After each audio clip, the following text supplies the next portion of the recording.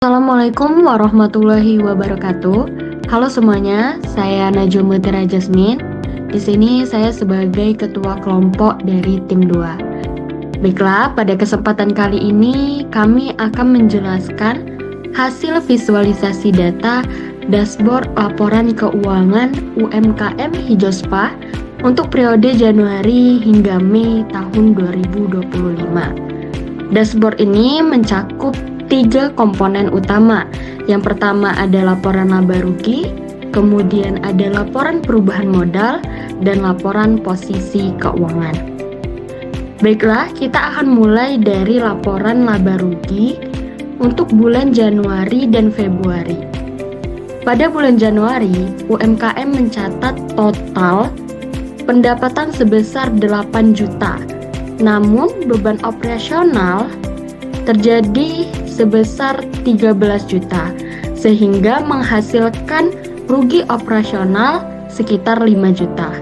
Kemudian untuk bulan Februari, pendapatan meningkat sebesar 7 juta, tetapi beban operasional pun naik sebesar 15 juta, sehingga kerugian operasional di bulan Februari lebih besar daripada Januari, yaitu sekitar 8 juta rupiah.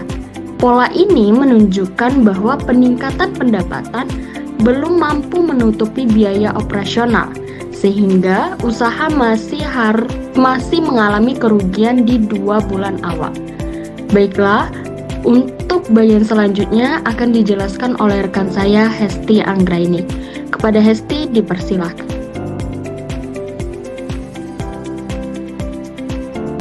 Baiklah, saya Hesti Anggraini akan melanjutkan penjelasan untuk laporan laba rugi bulan Maret hingga bulan Mei 2025. Pada bulan Maret, pendapatan menurun menjadi sekitar 3 juta rupiah, sedangkan beban operasional tetap tinggi di angka sekitar 14 juta rupiah, menghasilkan kerugian yang sangat besar sekitar 11 juta rupiah, yang ditunjukkan dengan grafik batang rugi yang memanjang ke bawah. Namun, di bulan April, pendapatan naik di sekitar 13 juta rupiah dan beban operasional berada di kisaran 18 juta rupiah, sehingga kerugian mengecil menjadi sekitar 5 juta rupiah. Lalu di bulan Mei, pendapatan kembali turun ke sekitar 7 juta rupiah dan beban berada di sekitar 14 juta rupiah, menyebabkan rugi operasional sekitar 7 juta rupiah. Dari pola 5 bulan ini, dapat dilihat bahwa pendapatan UMKM masih berfluktuasi dan belum konsisten melebihi beban, yang menyebabkan kerugian terus terjadi. Maka, strategi peningkatan pendapatan dan efisiensi biaya sangat penting untuk perbaikan ke depannya.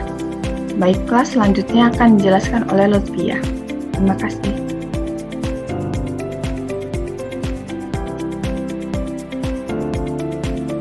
Baik, terima kasih Hesti. Selanjutnya saya akan menjelaskan mengenai laporan perubahan modal dari Januari hingga Maret pada tahun 2025. Di bulan Januari, modal awal yang dimiliki oleh Bu Naili tercatat sebesar 42 juta. Setelah dikurangi rugi operasional sebesar 5 juta, maka modal akhir Bu Naili menjadi sekitar 37 juta rupiah.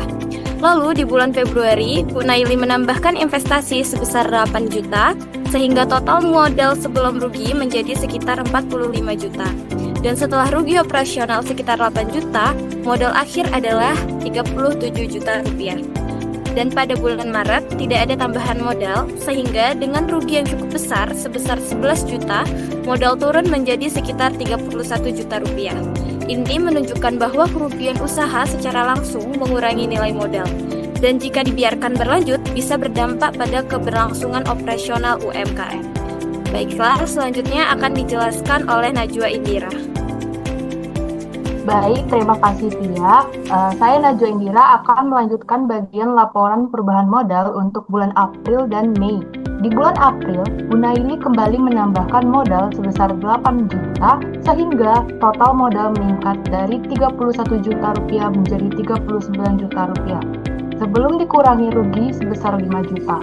Setelah dikoreksi, modal akhir menjadi sekitar 34 juta rupiah. Di bulan Mei, tambahan modal kembali diberikan sebesar 6 juta dan setelah dikurangi rugi sebesar 7 juta. Modal akhir menjadi sekitar 33 juta. Dari data ini, kita bisa simpulkan bahwa pemilik usaha berupaya menjaga keberlanjutan bisnis dengan menambah modal secara rutin tiap bulan. Namun, tanpa perbaikan kinerja laba rugi, tambahan modal hanya akan menambah kerugian sementara dan tidak menyelesaikan masalah secara struktural. Baik, bagian selanjutnya akan dijelaskan oleh Jihan.